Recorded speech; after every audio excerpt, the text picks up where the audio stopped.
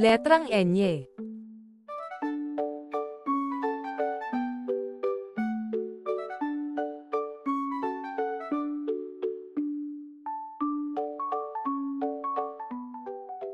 Ang mga mag-aaral sa mababang paaralan ng Las Piñas ay nag-field trip sa Los Baños, Laguna. Nagpunta rin sila sa Malacañang. Tuwang-tuwa ang mga mag-aaral sa kanilang mga nakita. Pinakamasaya sa lahat ang anak ni Ginang Peña na si Nino. Natupad na ang kanyang nais na makapunta sa Malacañang. Saang paaralan pumapasok ang mga mag-aaral? Saan sila nag-field trip? Ano ang kanilang damdamin sa field trip?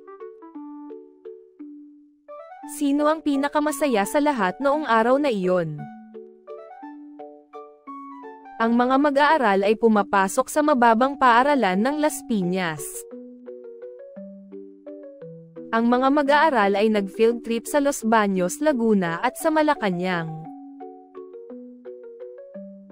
Masayang-masaya ang mga mag-aaral sa kanilang field trip.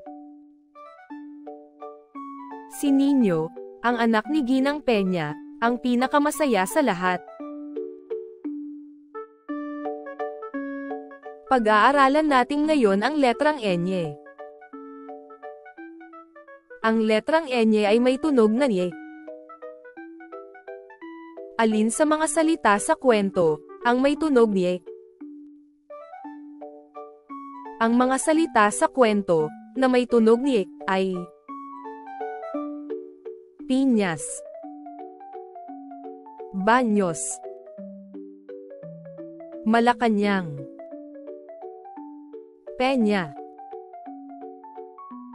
Nino. Tignan ang bawat larawan. Sabihin ang pangalan ng mga ito. Niña, Cariñosa,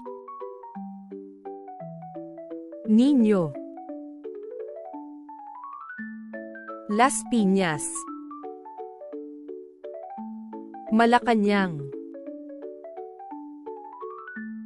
Cañao. Ang pangalan ng bawat larawan na aking ipinakita ay may tunog ni.